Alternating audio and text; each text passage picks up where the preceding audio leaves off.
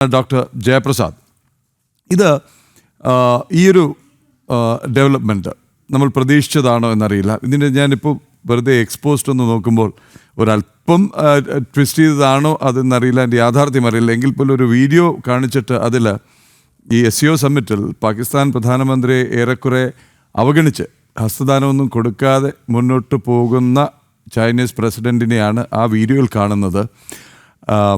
ഇതിപ്പോൾ fact check ചെയ്തിട്ടില്ല, അല്ലെങ്കിൽ ഇത് ഏതെങ്കിലും ഒരല്പം എഡിറ്റ് ചെയ്ത് ചേർത്താണ്, ഇതൊന്നും അറിയില്ല. എങ്കിൽ പോലും അല്പം മുമ്പ് വന്ന ഈ രണ്ട് വാർത്തകളും ഇതും ഒക്കെ കൂട്ടിച്ചേർത്ത് വായിച്ചാൽ, പ്രത്യേകിച്ച് ചൈനയുടെ ഇന്നത്തെ ഒരു സാഹചര്യം, ഇതിപ്പോൾ ചൈന വളരെ വിശാല മനസ്കരായി ഓവർനൈറ്റ് മാറുകയും ഭാരതത്തെ ചേർത്ത് പിടിക്കാൻ തീരുമാനിച്ചു എന്നൊന്നും കരുതാൻ മാത്രം ഭോഷ്ക്ക് നമുക്കാർക്കുമില്ല. പക്ഷേ ചൈനയുടെ ഇന്നത്തെ ഒരു അവസ്ഥ, ആഗോളതലത്തിലുള്ള നിലനിൽപ്പ്, അത് വ്യാപാര രംഗത്ത്, സാമ്പത്തിക രംഗത്ത്, ഒരു പക്ഷേ സുരക്ഷാ രംഗത്ത് ഒക്കെ ഉള്ള ഒരു ചാലഞ്ച്, അവിടെ ഭാരതം US-നോടൊപ്പം കൂടിക്കഴിഞ്ഞാൽ ഉണ്ടാകാവുന്ന ഒരു വലിയ വെല്ലുവിളി അല്ലെങ്കിൽ തിരിച്ചടി, അത് മുന്നിൽ കണ്ട് ഒരു മുഴം മുമ്പേ ചൈന ഒരു അഭ്യർത്ഥനയുമായി തന്നെയാണ് മുന്നോട്ട് വന്നത്. അത് ഒരു ഭാഗത്ത് അത് നിൽക്കുമ്പോൾ തന്നെ ചൈന പറയുന്നു അതിർത്തി കടന്നുള്ള തീവ്രവാദത്തിനെതിരെ കൂട്ടായി പോരാടാം, അതിർത്തി പ്രശ്നങ്ങൾ പരിഹരിക്കുന്നതിൽ ധാരണയായെന്ന് നമ്മുടെ വിദേശകാര്യ സെക്രട്ടറി പറയുന്നു. എങ്ങനെ കാണുന്നു? ലോകരാഷ്ട്രീയത്തിൽ ഇന്ത്യക്ക് വളരെ സുപ്രധാനമായൊരു പങ്കുണ്ട്. നമ്മളിന്ന് പറയുന്ന അമേരിക്കൻ മേൽക്കോയ്മയെ തടയാൻ, അല്ലെങ്കിൽ അതിൻ്റെ താക്കോൽ ഇന്ത്യയുടെ കൈവശമുണ്ട്.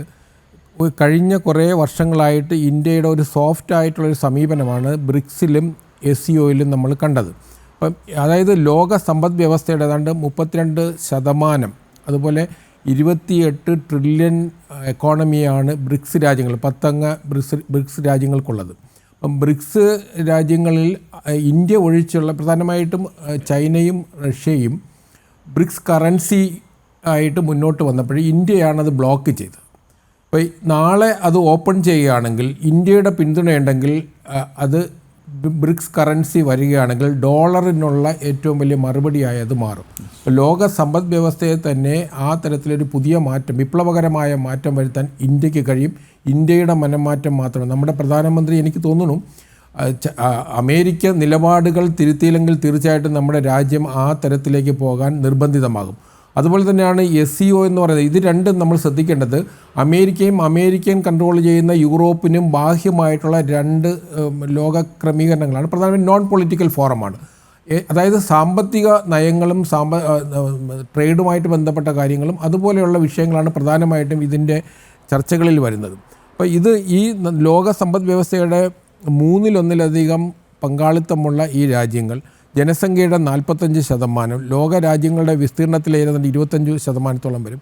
ആ തരത്തിൽ ലോകത്തെ നിയന്ത്രിക്കാൻ കഴിയുന്ന ഈ ഏഷ്യൻ ആഫ്രിക്കൻ രാജ്യങ്ങൾ, അത് റഷ്യ ഉൾപ്പെടെയുള്ള രാജ്യങ്ങൾ വരുമ്പോഴത്തേക്കും പുതിയ ഒരു ലോകക്രമം, ഞാൻ മനസ്സിലാക്കുന്നത് 2025 ലോക രാഷ്ട്രീയത്തിൽ ശ്രദ്ധിക്കപ്പെടുന്ന ഒരു വർഷമായി മാറും. അതായത് 1945 പോലെ, 1991 സോവിയറ്റ് യൂണിയൻ്റെ തകർച്ചയ്ക്ക് ശേഷമുണ്ടായ ഒരു കോൾഡ് വാറിൻ്റെ അവസാനം പോലെ 2025 അമേരിക്കയുടെ ലോക മേൽക്കോയ്മയ്ക്കുള്ള ആദ്യത്തെ അടി കിട്ടുന്ന ഒരു അവസരമായി മാറും.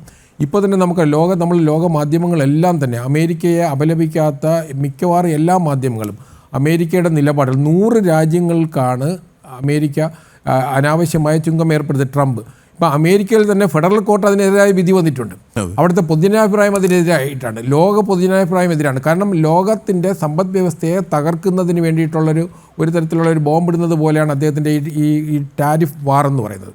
അപ്പോൾ അതുകൊണ്ട് തന്നെയാണ് നമുക്ക് സമയം കുറവുള്ളതുകൊണ്ട് അങ്ങോട്ടുള്ളൊരു ചോദ്യം ഞാൻ ഇപ്പോൾ തന്നെ ചോദിച്ചുള്ളത്. കാര്യം ഇനി അവസാനം ഒരു കഷ്ടിച്ച് 8 മിനിറ്റ് മാത്രമേ എഡിറ്റേഴ്സ് ചോയ്സിൽ ബാക്കിയുള്ളൂ. എല്ലാവരിലേക്കും എനിക്കൊന്ന് പോവുകയും വേണം. ഈ അങ്ങ് പറഞ്ഞല്ലോ ഈ എണ്ണ വിലയുടെ കാര്യം, അന്ന് ഭാരതം ചെയ്ത ഒരു കാര്യം എന്ന് പറയുന്നത് എന്താണ്?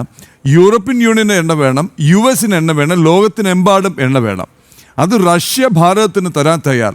റഷ്യയിൽ നിന്ന് ഭാരതം മിതമായ വിലയ്ക്ക് വാങ്ങി അത് മറ്റുള്ള സ്ഥലത്തേക്ക് കയറ്റുമതി ചെയ്യും. സ്വാഭാവികമായിട്ടും ചാരിറ്റി അല്ലല്ലോ, ഭാരതത്തിന് അതിൻ്റേതായിട്ടുള്ള മെച്ചം കിട്ടി. ഒരു ഭാഗത്ത് 2 ഗുണം ഉണ്ടായി എന്നുള്ളതാണ് ഞാൻ വായിച്ചറിഞ്ഞത്. ഒന്ന്, റഷ്യക്ക് ഇതിൽ നിന്ന് അമിത ലാഭം ഉണ്ടാക്കാനുള്ള അവസരം ലഭിച്ചില്ല. 2, ആഗോള എണ്ണ വിലയെ പിടിച്ചു നിർത്താൻ, ന്യായമായ ഒരു ലെവലിൽ പിടിച്ചു നിർത്താൻ ഭാരതത്തിൻ്റെ ഇടപെടലിന് കഴിഞ്ഞു. ഈ 2 വലിയ ഫാക്ടേഴ്സ് മറന്നുകൊണ്ടാണ് റഷ്യയിൽ നിന്ന് എണ്ണ വാങ്ങുന്നു എന്ന് പറഞ്ഞിട്ട് ഒരു 25% കൂടി അടിച്ചതും. റഷ്യയിൽ നിന്ന് തന്നെ ഇഷ്ടം പോലെ ഇറക്കുമതി ചെയ്യുന്ന US പ്രസിഡന്റാണ് ഇത് പറഞ്ഞത്. അതേക്കുറിച്ച് ചോദ്യം ഉയർന്നപ്പോൾ അദ്ദേഹം പൊട്ടം കളിച്ചു, കൃത്യമായി പൊട്ടം കളിച്ചു. വളരെ പെട്ടെന്ന് പറഞ്ഞു കഴിഞ്ഞാൽ റഷ്യയിൽ നിന്ന് തന്നെ എണ്ണ ഇറക്കുമതി ചെയ്യുന്ന ചൈനയോട് ആ നിലപാട് സ്വീകരിച്ചും ഇല്ല. അങ്ങനെ യാതൊരു സ്ഥിരതയും ഇല്ലാത്ത, ഒരു ലോജിക്കും ഇല്ലാത്ത ഒരു ആർഗ്യുമെൻറ്റും. അപ്പോൾ വീണ്ടും ഇപ്പോൾ കറങ്ങിത്തിരിഞ്ഞ് വരുന്നത് വ്യാപാര കരാറും ക്ഷീരമേഖലയും കാർഷിക മേഖലയും എണ്ണ ഇറക്കുമതിയും ഒന്നുമല്ല അദ്ദേഹത്തിൻ്റെ പ്രശ്നം. ഈ വല്ലാണ്ട് കാശുണ്ടായി കഴിയുമ്പോൾ ഉണ്ടാകുന്നൊരു ആർത്തിയുണ്ടല്ലോ, പദവികളോട്, അംഗീകാരങ്ങളോട്. അതുപോലെ അദ്ദേഹത്തിന് ഇപ്പോൾ ഇനി ആകെ ബാക്കി, കാര്യം ഈ ടേം കൂടെ കഴിഞ്ഞാൽ ഇനി US പ്രസിഡന്റ് ആവാൻ കഴിയില്ല. അപ്പോൾ ഇനി ആകെ ബാക്കി സമാധാനത്തിനുള്ള നൊബേൽ സമ്മാനമാണ്. ഇസ്രയേലിനോടും പോയി പറഞ്ഞു നോക്കി, ഹമാസിനോട് പോയി പറഞ്ഞു നോക്കി, യുക്രൈനോട് പറഞ്ഞു നോക്കി, റഷ്യയോട് പറഞ്ഞു നോക്കി, ഏറ്റവും ഒടുവിൽ വിടാമെന്ന് ഇത് വെടിനിർത്തി കഴിഞ്ഞപ്പോൾ പറഞ്ഞു ഞമ്മളാണെന്ന്. അപ്പോൾ ഇത് ഈ എന്തെങ്കിലും ലോജിക് ഉണ്ടോ? ഭാരതം ചെയ്ത എക്കണോമിക്കലി രാജ്യാന്തര തലത്തിൽ ലോക സമൂഹത്തിന് ഭാരതം ചെയ്തൊരു ഉപകാരത്തിനെയല്ലേ അദ്ദേഹം ഈ മട്ടിൽ വ്യാഖ്യാനിച്ചത്? തീർച്ചയായിട്ടും ലോകത്തിൽ നമ്മൾ ഉക്രൈൻ വാർ തുടങ്ങുമ്പോൾ ലോകത്തിൽ 2 കാര്യങ്ങൾ, ഒന്ന് ഭക്ഷ്യസുരക്ഷയും അതോടൊപ്പം തന്നെ എണ്ണ വിലയും. ഇത് രണ്ടും പിടിച്ചു നിർത്തുന്നതിൽ ഭാരതത്തിന് വലിയ റോളുണ്ട്. കാരണം ഇന്ത്യയുടെ ആ നിലപാട് കൊണ്ടാണ് ലോകത്തിലെ നമ്മളെ എണ്ണയുടെ വിലയ്ക്ക് ഒരു സ്റ്റെബിലിറ്റി ഉണ്ടാകുന്നത്. അപ്പോൾ മാത്രമല്ല നമ്മുടെ രാജ്യത്തിൻ്റെ നിലപാടുകളെന്ന് പറയുന്നത് പൊതുവേ നമ്മൾ ലോകത്തിൻ്റെ പൊതു താല്പര്യത്തിനും സമാധാനത്തിനും വേണ്ടിയിട്ടാണ് എല്ലാ കാലഘട്ടത്തിൽ നിന്നത്. ഉക്രൈൻ വാർ തുടങ്ങുന്ന കാലഘട്ടത്തിൽ നമ്മുടെ പ്രധാനമന്ത്രിയാണ് ലോകത്തിലെ ആദ്യത്തെ നേതാവ് ഈ കാലഘട്ട യുദ്ധത്തിൻ്റെതല്ല എന്ന് വിളിച്ച് പറഞ്ഞത്. ആ തരത്തിൽ നമ്മുടെ നിലപാടുകളെന്ന് പറയുന്നത് ലോകത്തിൻ്റെ സുരക്ഷിതത്വത്തിന് വേണ്ടി. ഇപ്പം എനർജി സെക്യൂരിറ്റി എന്ന് പറയുന്നത് ലോകത്തിൻ്റെ നിലനിൽപ്പിന് ഏറ്റവും അനിവാര്യമാണ്. ലോകത്തിലെ ഏറ്റവും വലിയ ജനസമൂഹമുള്ള രാജ്യമാണ് നമ്മുടേത്. അപ്പം അമേരിക്കയുടെ കണ്ണെന്ന് പറയുന്നത് ട്രംപിൻ്റെ ആദ്യത്തെ ഭരണകാലഘട്ടത്തിലും അവർക്ക് ഏറ്റവും കൂടുതൽ ഡിമാൻഡുള്ളത് ഇന്ത്യയിലെ അഗ്രികൾച്ചറൽ മേഖല തുറന്നു കൊടുക്കുക, അതായത് അമേരിക്കൻ ഉൽപ്പന്നങ്ങളെ ഇന്ത്യയിലെ കാർഷിക മേഖലയിലേക്ക് കൊണ്ടുവരിക എന്നുള്ളതാണ്. അപ്പം നമ്മൾ അത് അന്നു മുതൽ തന്നെ 2016 മുതൽ തന്നെ ഇന്ത്യ പറയുന്നു നിരന്തരമായിട്ട് കാർഷിക മേഖലയും അതുപോലെ നമ്മുടെ ഡയറി സെക്ടറും നമ്മൾ ഓപ്പൺ ചെയ്യാൻ തയ്യാറല്ല എന്നുള്ളതാണ്.